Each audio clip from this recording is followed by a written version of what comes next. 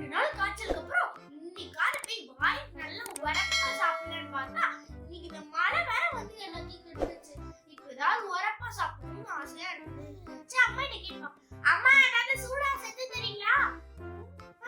இல்ல வேண்டாம். நீங்க இன்னைக்கு ரசம் தானே வச்சீங்க, அந்த ரசமும் சாப்பாடு மட்டும் தாங்க, நான் அதை சாப்பிடுறேன். ஓகே? ஐ ரசமும் சாப்பாடு வடகமும் வந்துருச்சு. பாத்தீங்களா, இது வந்து சூப்பரான உரப்பான ஸ்பைசியான மிளகு ரசம். இது வந்து ஹெல்த்துக்கு நல்லது. நெக்ஸ்ட் இந்த வடகம் வந்து கடையில வாங்கினது கிடையாது. இது வந்து வீட்ல மீதி சாப்பாடு மிச்சம் இருக்கும்ல, அதுல செஞ்ச வடகம் தான் இது. வாங்க இதுல நம்ம டிக் பண்ணி சாப்பிடுவோம். பானிபூரியை விட ஃபர்ஸ்ட் பானிபூரி, அதுக்கப்புறம் தான் ஃபர்ஸ்ட் வந்து இந்த வாயில வச்சு சாப்பிடுவோம். நான் ஒரு முறை இருக்கா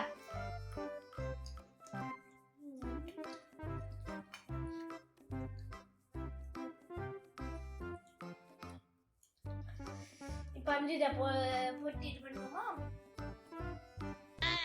ஸ்பூன்ல டிப் பண்ணி அந்த ரசத்துல ஊற்றி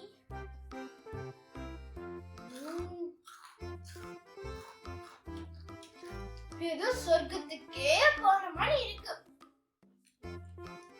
நீங்களும் தேவையில்லாம காசை வேஸ்ட் பண்ணாம வீட்லயே இந்த ஜில்லுன்னு இருக்கிற நேரத்துல சூடா செஞ்சு சாப்பிட்டு பாருங்க. சூப்பரா இருக்கும்.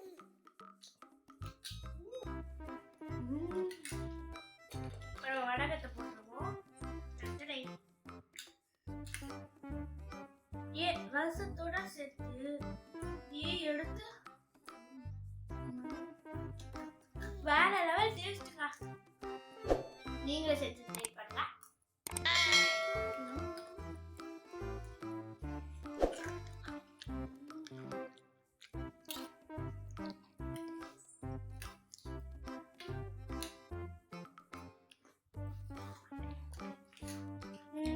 இப்ப குடிக்க போறேன்.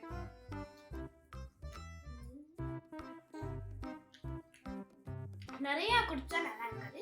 இதெல்லாம் கொஞ்சம் கொஞ்சமா குடிச்சா சூப்பரா இருக்கும்.